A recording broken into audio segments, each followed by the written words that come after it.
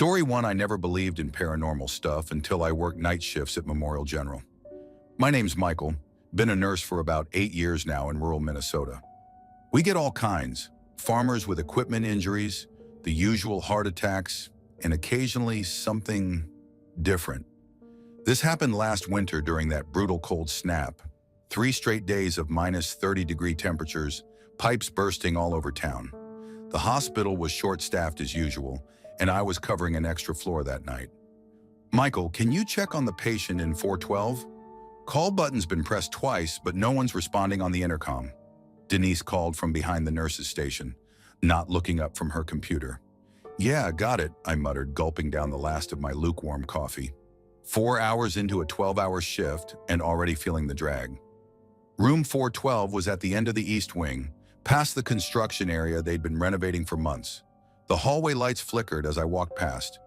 Maintenance had been promising to fix that for weeks. I knocked gently on the door. Hello? Nursing staff. No answer. I pushed the door open slowly. Sir? Did you need something? The room was dark except for the dim glow of monitors. Mr. Harrigan, 78-year-old with pneumonia, should have been in that bed, but it was empty, sheets rumpled and pulled back. Mr. Harrigan? I called, flipping on the light switch. Nothing happened. Power out in just this room? Great. I pulled out my phone flashlight and swept it around. No patient in the bathroom, no patient anywhere. I was about to step back into the hallway to call security when I heard a soft scraping sound from above me. Something dripped onto my hand. I thought it was a leak from the ceiling at first. We'd had problems with the old pipes, but it was warm and sticky. I raised my flashlight slowly, already knowing what I'd see but hoping I was wrong. The ceiling tiles directly above me had been pushed aside, and there, crammed into the crawl space, was Mr. Harrigan. His face was pressed against the opening, eyes wide and bloodshot, staring down at me. Blood trickled from the corner of his mouth. They're in the walls, he whispered, his voice raspy and urgent. I can hear them moving. They come at night when you're not watching. My blood went cold. This man was post-op from hip surgery 2 days ago. There was no way he could have climbed up there by himself. Mr. Harrigan, I said, trying to keep my voice steady, you need to come down from there right now. You're going to hurt yourself. His expression didn't change. They'll take you too. They already got the night janitor. I watched them drag him in. I backed toward the door, never taking my eyes off him. I'm going to get help, sir. Please don't move. Don't leave me, he screamed suddenly, making me jump. They're coming back. That's when I heard it, a scratching, scuttling sound coming from inside the ceiling, moving toward him. Mr. Harrigan's eyes widened even further. They're here, he whispered. Then he was yanked backward into the darkness with a terrible choking sound. I ran. I'm not proud of it, but I fucking ran. Hit the emergency call button at the nurse's station and blurted out something about Mr. Harrigan being in danger. Security found him 5 minutes later, back in his bed, sleeping peacefully. No blood, no evidence he'd ever moved. The ceiling tiles were intact. The doctor who examined him said his vitals were normal, no signs of any distress. They suggested I take a break, said I was overworked. Maybe they were right. Maybe I hallucinated the whole thing. But I put in for a transfer to day shift the next morning, and I noticed they've stopped renovation work on that wing entirely. Story 2, I never believed in ghosts until I worked graveyard shifts at Mercy Regional. Night shifts do something to your mind after a while. The fluorescent lights, the beeping monitors, the whispered conversations. But what happened during my 3rd year working there wasn't sleep deprivation or my imagination. Trust me, I've spent 5 years trying to explain it away. I'm Marcus, an ER nurse in Portland, Oregon. Back then, I was 29, picking up extra night shifts to save for a house. The pay differential was worth the disruption to my sleep schedule, or so I thought. It was a Tuesday in February around 3:15 a.m., that dead zone in the shift when even the most persistent insomniacs have finally drifted off. We'd had a busy evening, multi-car accident on the interstate, but things had settled down. Just me, doctor. Reeves, a resident named Tamika, and our unit secretary, Vince. I was charting at the nurse's station when the elevator dinged. Nobody paid much attention. Probably radiology bringing someone back from a scan, but when I glanced up, nobody exited. "Vince," I said, "did maintenance fix that elevator yet? It's been acting up all week." Vince didn't look up from his crossword puzzle. "Nah, they're coming tomorrow." "Why?" "It just opened with nobody in it." He shrugged. "Probably someone hit the button by accident." I went back to my charting, but something felt off. You develop a sixth sense in healthcare, an awareness when something's wrong, even if you can't immediately identify what it is. A few minutes later, the call light for room 4 flashed on the board. "That's weird," Tamika said, looking up from her phone. "Room 4 is empty. We discharged that appendectomy hours ago." "System glitch," Vince offered, but I was already heading down the hall. The thing about hospitals at night, they're never completely quiet. There's always some ambient noise, ventilators hissing, monitors beeping, the hum of equipment. But as I approached room 4, there was an unnatural stillness, like the air itself was holding its breath. The door was closed, which was strange. Empty rooms usually stayed open. I pushed it open slowly. "Hello? Anybody need help?" The room was dark except for the city lights through the window. The bed was made up, pristine. I checked the bathroom. Empty. No patient, no family member who might have wandered in looking for a vending machine. I reached for the call light button to reset it, and that's when I noticed it wasn't pressed. The red light on the wall unit was off. Whatever had triggered the call system, it wasn't from this room. "Everything okay?" Dr. Reeves's voice made me jump. He was standing in the doorway looking concerned. "Yeah, false alarm, I guess. Room's empty." He frowned. "That's the second time tonight. Room 7 lit up earlier when I was doing rounds." "Computer glitch, maybe." "Maybe." He didn't sound convinced. "Let's have it check it tomorrow." Back at the nurse's station, I logged the issue in our maintenance system. Vince was gone, probably on a coffee run, and Tamika was checking on a patient. That's when the phone rang. At 3 a.m., phone calls are never good news. Usually it's the ER from another hospital trying to transfer a patient, or the lab with critical values. "ER, this is Marcus." Nothing but static on the line. "Hello, emergency department." More static than what sounded like labored breathing. "Is someone there? I can't hear you." The breathing got heavier, then a whisper so faint I almost missed it. "Help. Me.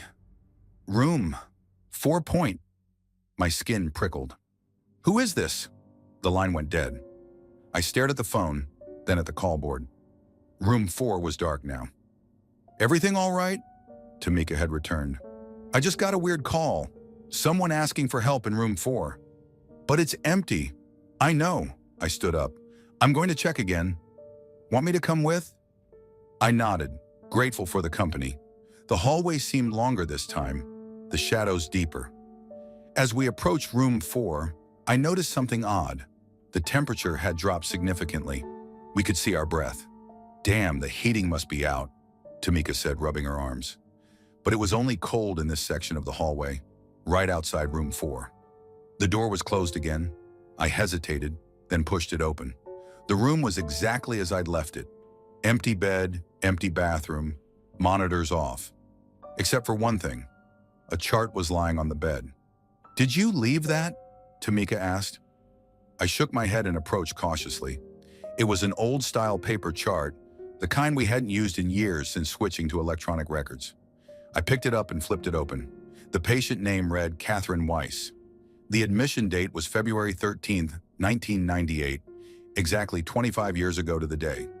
Cause of death: massive hemorrhage following surgical complications. She had died in this room.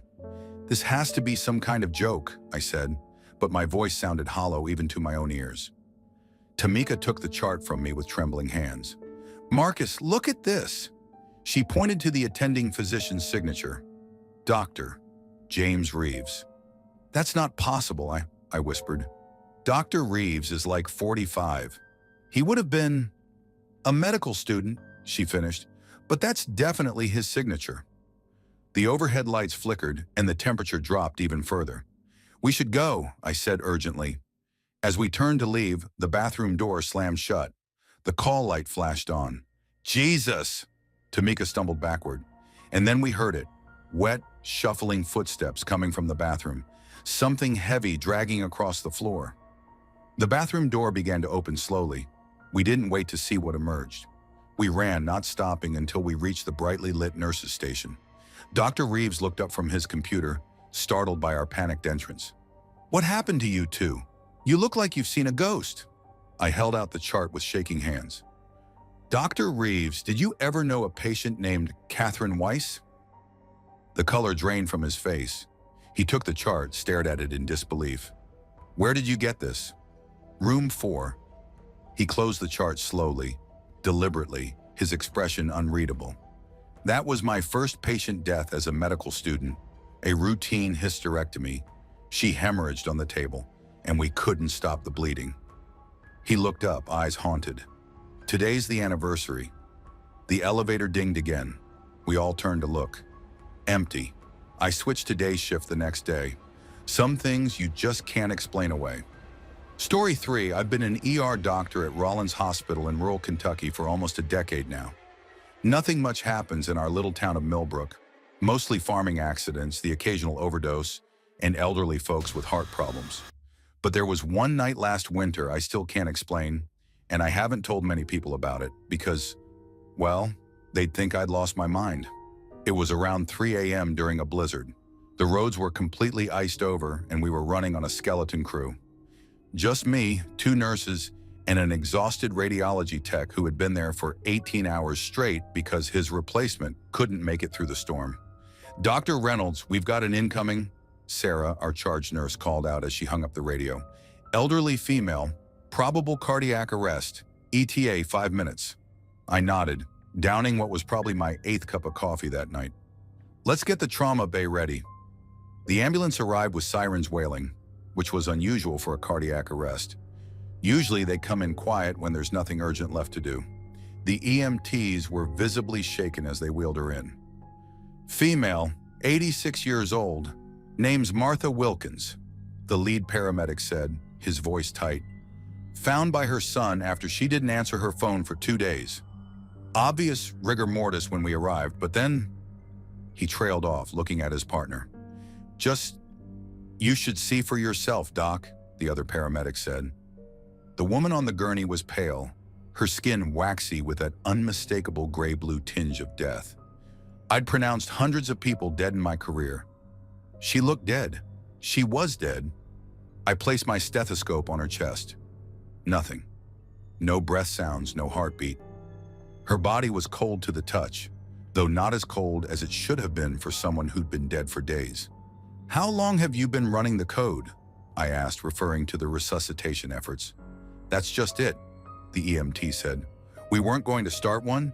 She was obviously deceased when we arrived, but when we moved her to the gurney, she gasped." I raised an eyebrow. "Terminal agonal breathing, probably. Common even after death." "No, Doc. She opened her eyes and looked right at me. I've heard plenty of strange stories in my time, and usually there's a simple medical explanation. Post-mortem muscle spasms, trapped gases being released, that sort of thing. But something about his certainty made the hair on my arm stand up. "All right, let's start compressions anyway, just to be thorough," I said. Sarah gave me a look but positioned herself over the woman's chest and began pushing hard and fast, just as we're trained to do. The monitor showed a systole, a flat line. No electrical activity in the heart whatsoever. And then it happened. The woman's eyes snapped open.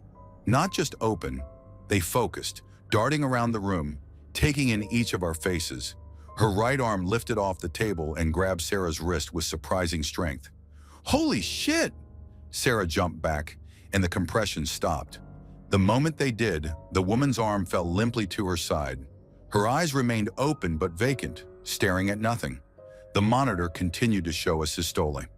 "What the hell was that?" the radiology tech whispered from the doorway.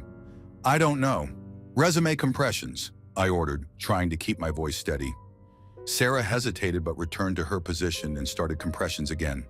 The woman's chest rose and fell with each compression. Normal, as we're forcing air into the lungs. But then her head turned toward me. Her lips moved. "Cold," she whispered. "So cold." I nearly fell backward. The room temperature seemed to drop 10 degrees in an instant. "Did she just—" Sarah began, but kept compressing. "Don't stop," I said, my medical training taking over while my brain struggled to process what was happening. For the next 15 minutes, we continued CPR while the woman would come to life with each compression, moving her head, her arms, even speaking occasional words that made no sense, only to become corpse-like the moment compressions paused. We pushed medications, tried defibrillation despite the asystole, everything by the book. During a pulse check, I placed my hand on her wrist. Nothing. Used the ultrasound to look at her heart. No movement at all. Clinically undeniably dead. Yet when compressions resumed, her eyes found mine again. "Let me go," she said clearly this time, her voice raspy but perfectly audible. "Please." The EMTs had backed away to the wall. Sarah's face was ghost white, but she kept going, mechanical in her movements now. "Doctor," she said quietly, "this isn't right." I knew it wasn't. Whatever was happening defied medical explanation. We weren't bringing her back. She was already gone. We were just animating her somehow. "Stop compressions," I said finally. When Sarah pulled her hands away, the woman's body went completely still again. The eyes remained open, lifeless. I waited, half expecting her to move again on her own, but she didn't. I pronounced her dead at 3:47 a.m. Later, we learned Martha had been a hospice nurse for 40 years. Her son told us she'd often spoken about patients who couldn't let go, how sometimes the body fought against what the soul wanted. None of us who were in that room that night talk about it much. The official report says we attempted resuscitation on an elderly patient with prolonged downtime and were unsuccessful. Nothing unusual, but sometimes when I'm alone on night shift and hear the ambulance sirens wailing in the distance, I remember her eyes, conscious, aware, trapped. And I wonder if she was trying to come back, or if something else was using those final electrical impulses to speak through her. I still practice emergency medicine, but I've never seen anything like that night again. And honestly, I hope I never do. Story 4. I never believed in ghosts until I worked night shifts at St. Mary's Hospital in Dayton. I've been a nurse for almost 8 years now, but what happened during that one shift still makes my skin crawl whenever I think about it. It was around 2 a.m. on a Tuesday in January. The hospital was severely understaffed that night because of a nasty flu outbreak that had taken down half our team. I was assigned to cover the geriatric psychiatric ward on the 4th floor, the one they'd recently converted to house patients with advanced dementia and Alzheimer's. "Just check vitals and make sure nobody wanders off," my supervisor said, barely looking up from her charts. "Should be quiet tonight." The ward was shaped like a capital letter L, with the nurses' station positioned at the corner. To the left were patient rooms 401 to 410, and to the right were rooms 411 to 418, plus the day room at the very end. The whole place felt wrong from the moment I stepped in. The fluorescent lights buzzed overhead, casting this sickly greenish glow that made everyone look half dead. I settled in at the monitoring station, checking the security feeds for all 14 patients. Most were asleep. Mrs. Jenkins in 403 was mumbling to herself, but that was normal for her. Mr. Davidson in 409 was the only one I was really worried about. He had a tendency to get up and try to go home in the middle of the night. Around 3:15 a.m., I heard it for the first time, the distinct sound of the day room door opening and closing. Not just once, but repeatedly, like someone was playing with it. Bang! Bang! Bang! I checked the monitor. The door was moving all right, but I couldn't see anyone near it. I figured it might be the ventilation system causing a draft. "Hello?" I called out as I walked down the hallway. My voice echoed against the linoleum floors. "Mr. Davidson? Is that you?" No answer. When I reached the day room, the door was completely still. I pushed it open and looked inside. Empty. Just the usual arrangement of worn couches, a TV mounted to the wall, and a few board games with missing pieces scattered on the tables. I did a quick round and checked on all patients. Everyone was accounted for and in their beds. Even Mr. Davidson was sound asleep, snoring loudly. Back at the nurse's station, I poured myself another cup of coffee and tried to focus on updating patient charts. That's when the banging started again. Bang! Bang, bang. Louder this time, more insistent. I looked up at the security monitor. The day room door was opening and closing on its own, but this time I could see something. A tall, dark figure standing by the door. The image was grainy, but I could make out what looked like a man in a long coat. My first thought was that someone had somehow gotten into the ward, but that was impossible. The ward was locked down, and you needed a key card to get in or out. "Security," I said into my radio. "This is Nurse Taylor on 4 West. I think we might have an intruder in the day room." "Copy that," came the crackled response. "On our way up." I kept my eyes fixed on the monitor. The figure was still there, just standing by the door. Then slowly it turned and seemed to look directly into the camera. My blood ran cold. I can't explain why, but I knew whatever was looking at me through that camera wasn't natural. It wasn't right.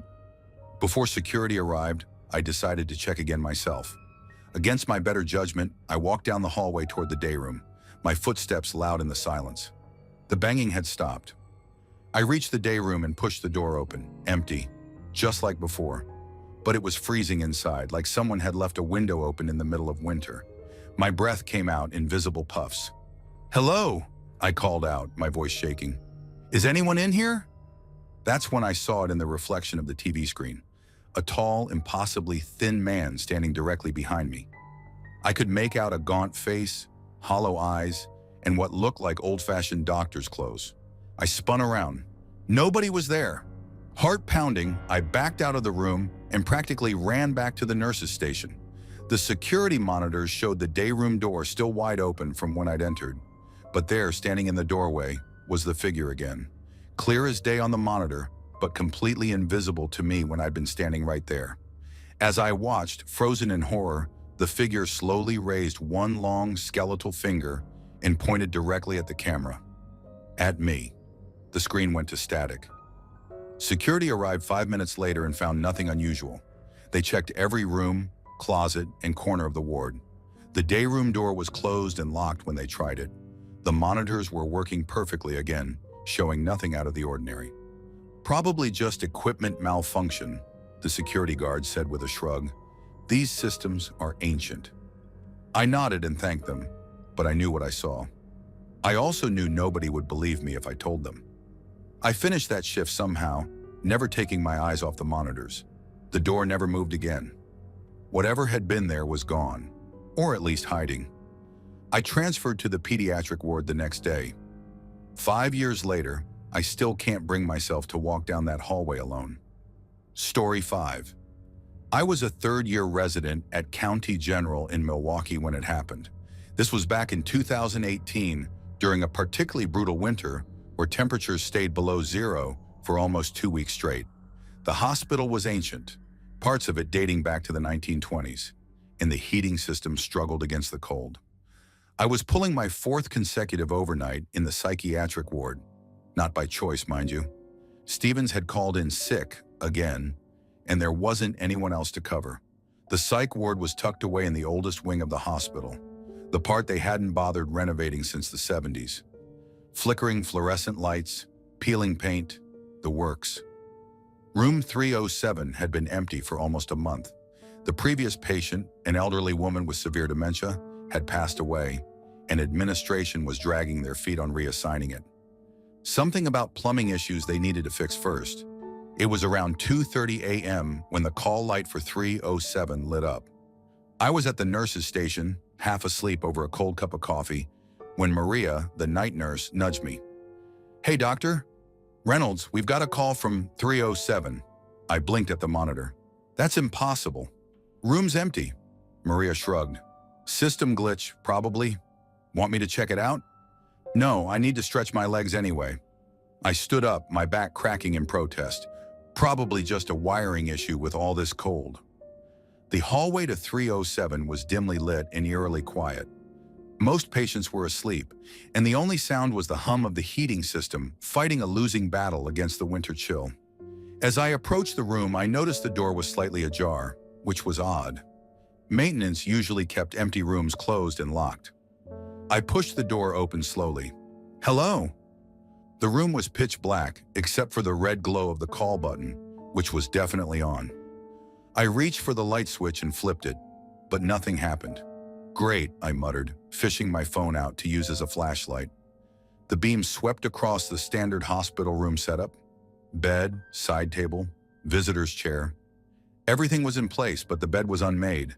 Sheets rumpled as if someone had recently been lying there. "That's weird," I said to myself. Housekeeping always stripped the beds after a patient discharge. I moved closer to hit the call button reset when the temperature plummeted. I'm not exaggerating. It dropped so suddenly that my breath came out in a visible cloud. My phone's flashlight flickered, then died completely. "Fuck," I whispered, shaking the phone. The battery was at 70%. That's when I heard it, a soft whimper coming from the bathroom, like someone crying. "Hello? Is someone in here?" I called out, my voice sounding much shakier than I intended. No response, just another quiet sob. I should have gone back for Maria or security, but 4 nights of minimal sleep had degraded my judgment. Instead, I cautiously approached the bathroom door, which was closed. "This is Dr. Reynolds. Is someone in there? Are you hurt?" The crying stopped abruptly. Then in a small, childlike voice, "I want my mom." My skin prickled. We didn't have any pediatric patients on this floor. The children's ward was 2 floors down. "Hey there," I said gently. "You're not supposed to be up here. Let me help you get back to your room." Silence. I reached for the bathroom doorknob. It was ice cold, painfully so, but I turned it anyway. The bathroom was empty.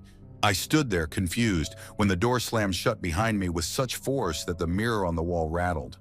I spun around and grabbed the handle, but it wouldn't budge. "Hey!" I shouted, pounding on the door. "Maria! Anyone!" The child's voice came again, this time from directly behind me. "She can't hear you." I whirled around, heart pounding so hard I could feel it in my throat. Empty. The bathroom was still fucking empty. The lights flickered on for a split second, and in the mirror's reflection, I saw a small figure standing in the shower behind me. A boy, maybe 10 years old, wearing a hospital gown soaked through with water. His skin was blue-gray, his eyes milky white. Then darkness again. I lunged for the door, yanking desperately at the handle. This time it opened, and I stumbled out into the room, gasping. The overhead light was on now, illuminating the empty room. Everything looked normal. Bed made, call button off. Temperature a comfortable 68 degrees according to the thermostat. I backed toward the door, unwilling to turn my back on the bathroom. As I reached the hallway, I heard the child's voice one last time. "I'm still waiting for my mom." I sprinted back to the nurse's station where Maria looked up from her paperwork, startled by my appearance. "Everything okay, doctor?" "Reynolds, you look like you've seen a ghost." I tried to calm my breathing. "The call from 307. When did it come in exactly?" She checked the computer. "What call?" "There's been no activity from 307 all night." I insisted on checking the logs, and she was right. No record of any call button activation from that room. The next morning, I looked up the room's history. 5 years earlier, a 10-year-old boy had drowned in the bathtub after being admitted for observation following a seizure. His mother had left to get coffee, and somehow he'd managed to run a bath unsupervised. I requested a transfer to a different department the next day. They've since converted room 307 into a storage closet. I don't take overnight shifts anymore. Story 6, I never thought I'd witness something I couldn't explain. I've always been a skeptic, the kind of person who needs logical explanations for everything. That changed during my time working at Westlake Memorial.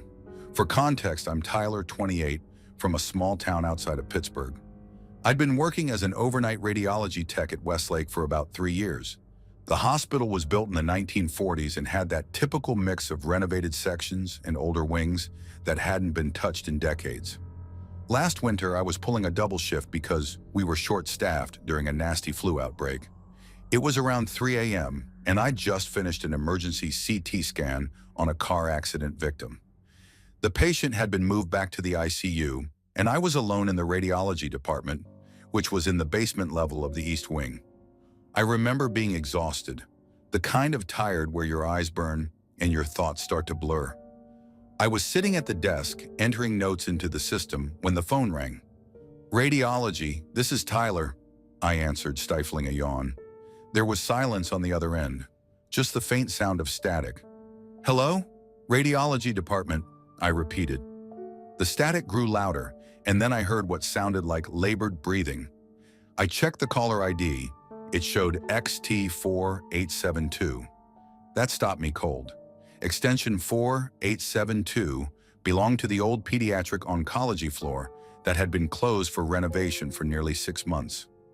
"Who is this?" I asked, feeling the first prickles of unease crawl up my spine. The breathing continued, and then a small voice, definitely a child's, whispered, "It hurts. Can you make it stop hurting?" I sat up straight. "Who is this? How did you get to that floor? It's restricted." "Room 412, the voice said. "Please hurry." The line went dead. I should have called security immediately. That would have been protocol. But something about the voice, the pain in it, made me hesitate. What if someone's kid had wandered off and somehow gotten into the closed wing? What if they were hurt? I grabbed my badge and headed for the elevator. The hospital was eerily quiet at that hour, with just the occasional beep of monitors and the soft squeak of nurses' shoes on the tile. The 4th floor button had been taped over with a sign that read, "Closed for renovation, no access." I peeled the tape back and pushed the button. The elevator groaned as it climbed, the lights flickering slightly as it passed the 3rd floor. When the doors opened on 4, I was hit with the musty smell of a space that hadn't been used in months. The hallway was dark except for the dim emergency lights. Plastic sheeting hung from some doorways, and construction equipment sat abandoned against walls. I pulled out my phone and turned on the flashlight. "Hello?" I called out. "Is anyone here? Security's going to be doing rounds soon." That was a lie, but I figured it might flush out any pranksters. No response. I walked down the hall, my footsteps echoing on the bare floor. The pediatric wing had always been decorated with colorful murals and animal decals, but in the darkness, the faded images looked distorted and unsettling. Room 412 was at the end of the corridor. The door was partially open. I pushed it wider with my foot, sweeping my light across the space. The room was empty of furniture except for a single hospital bed with no mattress. Dust covered everything, and there were markings on the floor where equipment had once stood. "Hello? Is anyone in here? Are you hurt?" I called out, my voice sounding too loud in the empty space. That's when I noticed the temperature had dropped dramatically. I could see my breath fogging in front of my face. In Arizona, in August. The door behind me slammed shut. I spun around, heart pounding. The handle wouldn't turn when I grabbed it. "Who's there?" I demanded, trying to keep my voice steady. "This isn't funny."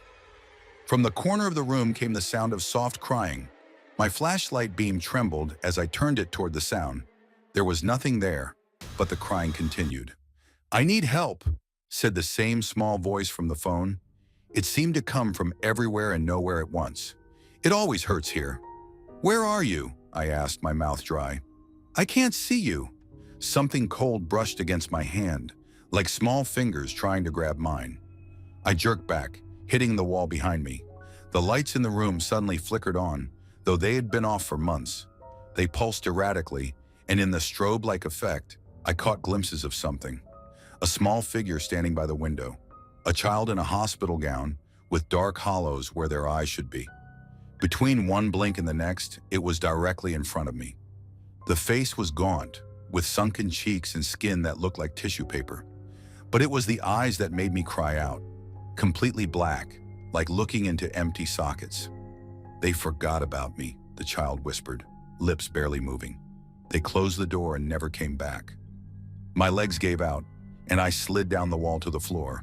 The temperature dropped so low that frost began forming on the windows. The child's hand, cold as ice and feeling barely substantial, touched my cheek. "Will you remember me?" The lights exploded in a shower of sparks, plunging the room back into darkness. I scrambled to my feet, fumbling for my phone which had fallen to the floor.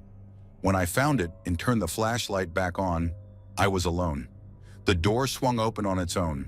I ran, down the hallway, punching the elevator button repeatedly, then giving up and taking the stairs when it didn't come fast enough.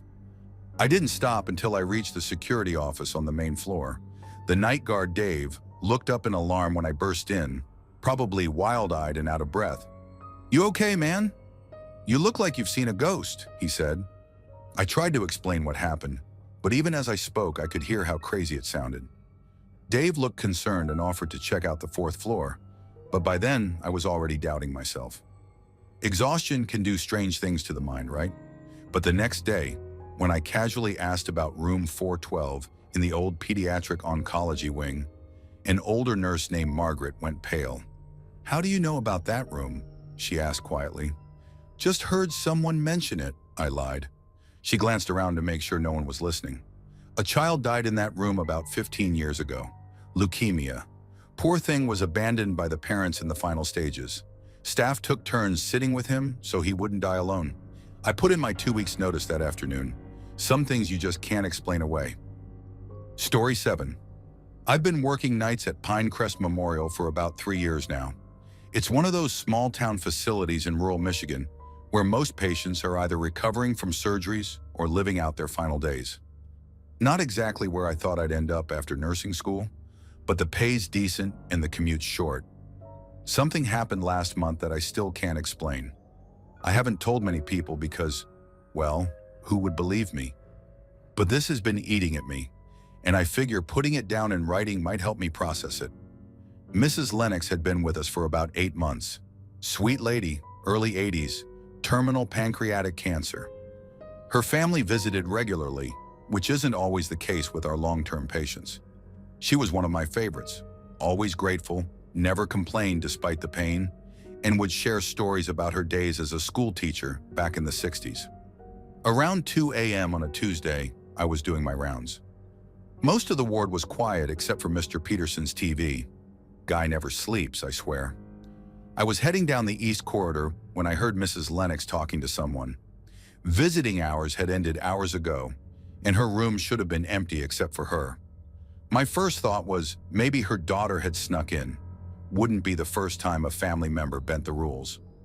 I approached her door, which was slightly ajar, and that's when I heard her say something that made me freeze.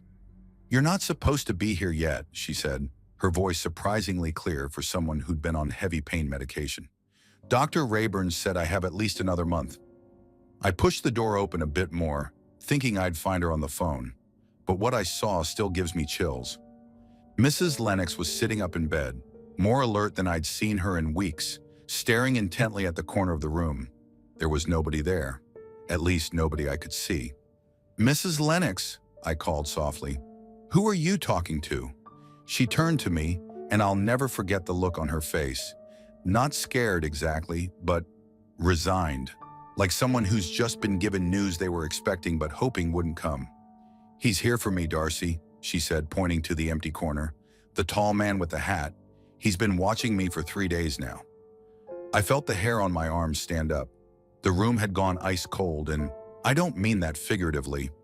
It was like someone had cranked the AC to maximum, even though our ancient HVAC system barely managed to keep the place cool during summer. "There's nobody there, Mrs. Lennox," I said, moving toward her bed. "You should try to get some sleep. It's late." "You don't see him?" She looked genuinely surprised. "He's right there, tall as the ceiling. That wide-brimmed hat. And those eyes." She shuddered. "Those red eyes. I'm not easily spooked. You can't be and work in healthcare for long. I've cleaned up every bodily fluid imaginable and helped prepare more bodies for the morgue than I care to count. But something about the way she described those eyes made my stomach turn. "I'll stay with you for a bit," I offered, pulling up the chair beside her bed. I checked her vitals, slightly elevated heart rate, but nothing concerning, and made a note to mention the hallucination to Dr. Nguyen in the morning. Mrs. Lennox kept glancing at the corner, occasionally nodding as if responding to something. I tried to distract her with questions about her grandkids, but she was fixated on whatever she thought she was seeing. After about 20 minutes, she seemed to relax. Her eyelids grew heavy, and she settled back against her pillows. "He's gone now," she murmured. "But he'll be back. He always comes back." I stayed until she fell asleep, then continued my rounds. I mentioned the incident to Jake, the other night nurse, who just shrugged and said, End-stage cancer patients see all kinds of things. It's the meds. I would have left it at that if not for what happened 3 days later. I wasn't scheduled to work that night, but Melissa called in sick, so I picked up her shift. Around midnight, I was at the nurse's station updating charts when the lights flickered. Old building, happens all the time. But then they flickered again, and again, and the temperature seemed to drop about 10 degrees in seconds. The monitor for Mrs. Lennox's room started beeping. Her heart rate was dropping rapidly. I rushed to her room, hitting the call button for Jake as I ran. The door to her room was closed, which was odd because we always leave them open a crack. When I pushed it open, the cold hit me like a wall. My breath fogged in front of me. Mrs. Lennox was sitting up again, but this time she wasn't looking at the corner. She was staring directly at something at the foot of her bed, something I couldn't see. "I know," she was saying. "I'm ready now." "Mrs. Lennox," I called, moving to her side. Her skin was cold to the touch, her pulse barely perceptible under my fingers. She didn't seem to hear me. Her eyes were fixed on the empty space, and then, I swear this happened, she smiled and nodded, as if agreeing to something. That's when I felt it, a presence behind me, heavy, watchful. The hair on the back of my neck stood up, and I couldn't move, couldn't breathe. I forced myself to turn around, and for just a split second, so brief I've spent weeks convincing myself I imagined it, I saw a shadow, darker than the darkness of the room. Tall, impossibly tall, with the distinct outline of a wide-brimmed hat, and 2 pinpricks of red, like embers in a dying fire. Then it was gone, and so was Mrs. Lennox. The monitor flatlined as I stood there, frozen, staring at the empty space where I'd seen whatever I'd seen. Jake rushed in, and we went through the motions of CPR, even though we both knew it was too late. Time of death, 12:17 a.m. After we'd prepared her body and notified her family, Jake asked me if I was okay. I must have looked pretty shaken. "Did you see anything unusual in there?" I asked him. "Like what?" "I don't know. A shadow, maybe?" He gave me a strange look. Number why? I didn't tell him. What would I say? That I saw the Grim Reaper come for Mrs. Lennox? That for one terrifying moment, those red eyes had looked directly at me? The thing is, I'm not the only one. 2 weeks later, Mr. Gaines in room 204 started talking about a tall man in a hat watching him from the hallway. He died 3 days after that. I requested a transfer to day shift the next day. I'm still waiting for approval. In the meantime, I've started leaving a light on when I sleep. Story 8. I never believed in the supernatural until I started working at Ridgemont Memorial. I'm Jake, a 32-year-old nurse who moved to Pittsburgh about 3 years ago for this job. The pay was good, and I needed a fresh start after my divorce. They put me on the oncology floor, night shift. Most people hate nights, but I've always been a night owl. Plus, it's quieter. You get to know the patients better when you're not rushing between rooms during the day shift chaos. This happened during my second year. I was assigned to the East Wing, which was undergoing partial renovations. Half the rooms were empty because they were repainting and replacing the flooring. The patients who would normally be there were temporarily moved to other floors. Mrs. Abernathy was my favorite patient that week. Terminal pancreatic cancer, late 70s, but sharp as a tack with this dry sense of humor that made my shifts bearable. Her family lived out of state, so she didn't get many visitors. I'd check on her more often than my other patients just to chat. "You're hovering again, Jake," she said one night as I adjusted her IV. "Just doing my job, Mrs." A double quote. She gave me this look. "No, you're hiding from room 418 again." That stopped me cold. Room 418 was across the hall, one of the empty rooms being renovated. I hadn't told anyone, but I'd been avoiding walking past it for the past few nights. "What do you mean?" I asked, trying to keep my voice casual. "You've been taking the long way around the nurse's station to avoid passing it." She smiled. "I notice things. Not much else to do in here." I hesitated before answering. "Something about that room feels off." Mrs. Abernathy nodded like this made perfect sense. "That was Malcolm Reynolds' room. He passed last month. Nasty business." I'd heard about Reynolds. He died before I started on this rotation, but the other nurses talked. He was combative, tried to pull out his tubes, had to be restrained, died fighting. The construction crew won't go in there alone, Mrs. Abernathy continued. They're always in pairs. I overheard them talking about tools moving around.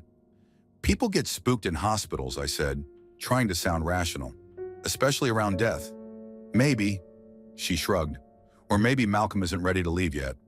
I laughed it off, but her words stuck with me. That night, I decided to stop being ridiculous. I was a medical professional. I'd seen death before. There was nothing to fear from an empty room. Around 3 a.m., the floor was quiet. 2 patients were sleeping. One was watching late-night TV with headphones, and Mrs. Abernathy had finally dozed off after her pain meds kicked in. I needed to grab some supplies from the storage closet at the end of the hall, which meant passing 418. The hallway was dimly lit, just the night lighting and the glow from the nurse's station behind me. As I approached 418, I noticed the door was slightly ajar. I frowned. It should have been closed. "Hello," I called out, thinking maybe one of the night janitors was in there. No answer. Protocol said I should check it out. We'd had issues with homeless people sneaking in during the winter, and even though it was April, I needed to make sure. I pushed the door open wider. The room was dark, just a faint glow from the parking lot lights outside the window. The hospital bed had been pushed against the wall, plastic sheeting covered the floor, and paint cans were stacked in the corner. Nothing seemed out of place. I was about to leave when I heard it, a wet, raspy breathing sound from the bathroom. "Security will be here in 2 minutes, so you better come out now," I lied, my hand already reaching for my phone. The breathing stopped. I should have left. I should have called security for real. Instead, like an idiot in a horror movie, I took a step toward the bathroom. The temperature dropped suddenly. I could see my breath clouding in front of me, which made no sense. The hospital's HVAC system was always cranked too high, if anything. "Hello," I tried again, my voice barely above a whisper. The bathroom door slowly swung open. There was nothing there, just darkness. But as I stared, I began to make out what looked like a shadow against the back wall. A shadow that didn't match anything in the room. A shadow shaped like a man. It shifted, seeming to grow larger, stretching toward me. I backed up, knocking into a paint can. "Who's there?" The shadow moved again, and I heard that wet, raspy breathing. But this time I realized what it sounded like. The labored breathing of someone with fluid in their lungs, someone dying. Then a voice barely audible. "Not done yet." I ran. I'm not ashamed to admit it. I bolted out of that room and didn't stop until I reached the nurse's station, my heart pounding so hard I thought I might need a doctor myself. When I finally calmed down, I told myself I'd imagined it. Stress, exhaustion, Mrs. Abernathy's story getting into my head. I decided not to mention it to anyone. I managed to avoid room 418 for the rest of my shift. When morning came, I was more than ready to go home. As I was leaving, I passed the day shift supervisor and overheard her on the phone. "Yes, we need maintenance in 418 again. The construction crew is refusing to work in there. They're saying someone moved all their equipment overnight and the paint cans were rearranged. No, I don't know who would have access. Just send someone up, please." I kept walking, not looking back. Mrs. Abernathy died 3 days later. I wasn't there. It was my day off. But when I came back, the nurse who had been on duty told me something strange. Right before she went, she was talking to someone none of us could see.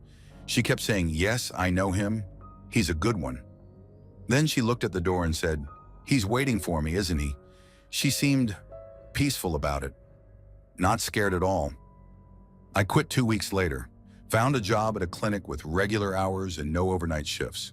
I tell people it was for better work-life balance. Story 9. I was a maintenance tech at St. Francis Memorial for almost 5 years. Not the most glamorous job, but the pay was decent, and working nights meant fewer people to deal with.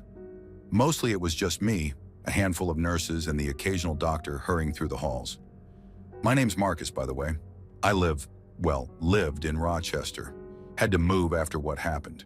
Couldn't stand being anywhere near that place anymore. It was during my 4th year when I started getting assigned to the basement level. Nobody liked working down there. It was older than the rest of the hospital, all concrete walls and flickering fluorescence. The morgue was down there too, tucked away behind a set of double doors at the end of a long corridor. I never had a problem with it at first. Dead bodies don't bother me much. They're just empty shells, right? But that changed one night in February. It was during that cold snap when temperatures dropped to -20. I remember because the heating system was acting up, and I'd spent most of my shift fixing radiators throughout the building. Around 3 a.m., I got a call on my radio. "Marcus, you there?" It was Diane from security. "We've got a temperature alarm going off in the morgue cooler. Can you check it out?" I sighed, gathering my tools. On my way. The basement was quieter than usual that night. My footsteps echoed off the walls as I made my way down to the morgue. The whole place had that antiseptic smell, like cleaning solution trying to mask something worse underneath. When I pushed through those double doors, Dr. Levine was there, which surprised me. She was the night pathologist, a small woman with graying hair and perpetually tired eyes. Usually she'd be in her office by this hour, not standing in the middle of the room staring at the cooler door. "Oh, Marcus," she said, looking relieved. "Good. The temperature's rising in there. The bodies—" I nodded, moving toward the control panel. "I'll take a look." That's when I heard it, a soft, rhythmic tapping coming from inside the cooler. 3 distinct knocks, then silence, then 3 more. My hand froze on the panel. "What's that?" Dr. Levine didn't answer immediately. She just stood there listening.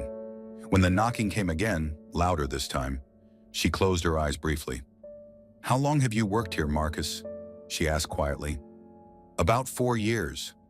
And how many times have you been called to fix something in the morgue?" I thought about it. "Maybe a dozen? The equipment down here is pretty reliable." She nodded slowly. "So you've never heard the knocking before?" A chill ran down my spine that had nothing to do with the cooler's malfunctioning temperature. "Number, what is it? Someone stuck in there?" Even as I asked, I knew how ridiculous that sounded. The knocking came again, more insistent this time. Harder, like someone was using their fist instead of their knuckles. I took a step toward the cooler door, but Dr. Levine moved faster than I thought possible for someone her age. She grabbed my arm, her fingers digging in with surprising strength. "Don't," she said, her voice low and intense. "You never open that door when they're knocking. Never." Her eyes were wide, almost feverish. I'd never seen her like this before. Dr. Levine was always the calm, collected one, even when dealing with the worst traumas that came through. "What do you mean they?" I asked, feeling my mouth go dry. The knocking had stopped momentarily, but now it started again. Louder, more frantic. Bang, bang, bang. "Listen to me carefully, Doctor," Levine said, still gripping my arm. "Sometimes when it gets this cold, when the temperature drops below a certain point outside and then there's a malfunction in here." She paused, seeming to struggle with her words. "Something happens. Something that shouldn't be possible." Bang, bang, bang. The entire cooler door vibrated with the force of it now. "Jesus Christ," I whispered. "There's someone alive in there?" Dr. Levine shook her head slowly. "No, Marcus. There's no one alive in there. That's what I'm trying to tell you." My blood turned to ice. "Then what?" "During my first year here," she interrupted, speaking quickly now, "there was another tech, before your time. Sam Donaldson. Good guy, family man. He heard the knocking one night during a cold snap like this. He opened the door." She swallowed hard. "They found him the next morning. The official report said he had a heart attack, but..." "But what?" I demanded as the banging grew even louder. "His face, Marcus. His face was..." She shuddered. It was like he'd seen something that human beings weren't meant to see. His eyes were still open, bulging, his mouth stretched so wide it had torn at the corners. Something heavy slammed against the cooler door from the inside, making it buckle slightly. I jumped back, nearly tripping over my own feet. "What the hell do we do?" I gasped. Dr. Levine moved to the control panel. "We fix the temperature from out here. We don't open that door until morning, when the sun's up. It only happens at night, only during the coldest part of winter." "Has it happened before?" "Since Sam?" She nodded grimly. "Twice, but we knew better than to open the door." Another slam against the metal, so hard this time that one of the hinges groaned in protest. "What if it gets out?" I whispered. Dr. Levine's eyes met mine. Then God help us all. We worked frantically on the control panel, trying to bypass the system. The banging continued, growing more desperate, more angry. Metal screeched as something inside clawed at the door. Then suddenly the temperature gauge began to climb. 35 degrees Fahrenheit, 36 degrees Fahrenheit, 37 degrees Fahrenheit. As the numbers rose, the banging gradually subsided. By the time the cooler reached its proper temperature of 39 degrees Fahrenheit, the morgue had fallen completely silent. Dr. Levine and I stood there, barely breathing, listening to the quiet hum of the machinery. "It's over," she finally said, her shoulders sagging with relief. "For now." I turned to her, my hands still shaking. "What was that?" "What's in there?" She looked at me for a long moment, then shook her head. "I don't know, Marcus, and I don't want to know. Some questions shouldn't be answered." I took a leave the next day. Couldn't bring myself to go back down to that basement, not after what I'd heard. Dr. Levine called me a week later to check in. She told me the temperature alarm had been fixed and that maintenance would be more careful about monitoring it during cold snaps. But we both knew the truth. Some things can't be fixed. Some things just have to be contained and prayed about. So if you're ever working nights at a hospital and you hear knocking coming from somewhere it shouldn't, don't open the door, no matter what. Story 10, I'm Jake, been working night shifts at Memorial Hospital in Burlington for about 5 years now. Security's not the most exciting gig, but the pay's decent, and most nights I just do my rounds, check a few monitors, and get through a couple paperbacks before dawn. This happened last winter during that brutal cold snap when temperatures dropped to -20 and stayed there for a week. The hospital was unusually quiet. Even the ER. Something about that kind of cold keeps people home, even when they're sick. I was partnered with Denise that night, an older woman who'd been working security at Memorial since before I was born. She usually took the first floor and basement, while I covered the upper floors and roof access. "Gonna be a quiet one," she said as we clocked in. "Maybe you'll finally finish that Stephen King doorstop you've been lugging around." "Hope so," I replied, though I wasn't optimistic. The quiet nights were sometimes the worst. Your mind plays tricks when there's nothing to focus on. At around 2 a.m., I was on the 5th floor, oncology. Most patients were sleeping, and the nurses were huddled at their station, talking in hushed voices. I nodded to them as I passed. The 5th floor had a patient isolation room at the far end of the east wing. It was rarely used, mainly for patients with highly contagious conditions. That night, it was empty, had been for weeks. As I approached the isolation room, I noticed the red "Do Not Enter" light above the door was on. Strange. Protocol was to keep that off when the room wasn't in use. Probably a maintenance oversight. I made a mental note to mention it in my report. I was about to turn around when I heard something from inside the room, a soft, rhythmic sound. Like breathing? No, more mechanical. Like an oxygen machine cycling. My radio crackled. "Jake, you on 5? It was Denise. "Yeah, just finishing up the east wing." "Can you check if maintenance left any equipment in the isolation room? Systems showing power draw from there." "On it," I said, feeling a strange reluctance. The isolation room had an ante-room where you suited up before entering. I pushed open the outer door and stepped into this small space. Through the window in the second door, I could see the isolation room was dark. The sound was louder now, definitely mechanical cycling. I hit the light switch for the ante-room. Nothing happened. "Great," I muttered. My flashlight would have to do. The beam swept across the inner window, and for a split second, I thought I saw movement inside. Just a shadow, there and gone. "Hello," I called, feeling foolish immediately. The room was supposed to be empty. I tried the handle on the inner door. It was locked as it should be. Only doctors and certain nurses had access cards for isolation rooms.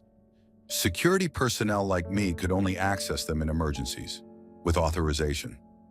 I radioed Denise. "Door's locked. Can't see much, but something's running in there. Want me to call Dr. Avery for access?" Dr. Avery was the night attending, and he'd be pissed about being disturbed for something so trivial. "No, leave it," Denise replied. "I'll mark it down for morning shift." I was about to leave when the mechanical sound suddenly stopped. The silence that followed was heavy, oppressive somehow. And then, "Help me!" The voice was so faint I almost convinced myself I'd imagined it. But then it came again, slightly stronger. "Please, help me!" It came from inside the isolation room, a woman's voice, raspy and weak. "Hello? Who's in there?" I called, pressing closer to the window. No response. I shone my flashlight through the glass again, sweeping it across the empty bed, the unused monitoring equipment, Someone was standing in the corner, a figure in a hospital gown, head down, long dark hair obscuring their face. "Ma'am, are you supposed to be in there?" I called, louder now. My hand went to my radio, but I hesitated. If a patient had somehow gotten locked in an isolation room, this was about to become a major incident. The figure didn't move or respond. I squinted, trying to see better in the dim light. Something wasn't right. The figure seemed off somehow, too still. And was it my imagination, or were her feet not quite touching the floor? My radio burst to life, making me jump. "Jake?" Denise's voice was urgent. "Get down to the basement now. We've got a problem with the morgue." "I've got a situation here," I replied, eyes still fixed on the figure. "There's someone in isolation room 5. "That's impossible," Denise said. "That room's been sealed since Martha Wilson died there last month. Some kind of administrative hold." My blood ran cold. "Who's Martha Wilson?" A brief pause. "Cancer patient. Long-term. Poor thing had no family. Had this thing about being afraid of the dark. Kept asking the nurses to leave her lights on." As if in response, the lights in the isolation room suddenly flickered on. The corner where I'd seen the figure was empty, but the inner door, the one that had been locked seconds ago, was now slowly swinging open. I backed away so fast I hit the outer door, fumbling for the handle behind me. "Denise, The lights in the anteroom went out. My flashlight died at the same moment. Complete darkness. And in the darkness, I heard shuffling footsteps coming toward me from the isolation room. "They turned off my lights again," that same raspy voice whispered, now much closer. "I don't like the dark." I finally got the door open and practically fell backward into the hallway. I didn't stop running until I reached the nurse's station. The next day, I checked the records. Martha Wilson, 67, had died in isolation room 5 exactly 1 month before. Cause of death: respiratory failure due to advanced lung cancer. Time of death: 2:17 a.m., the exact time my flashlight had died. Thanks for watching. Don't leave before leaving a like to this video. Also hit the subscribe button to support my work. And as always, have a horrific nightmare, my dear.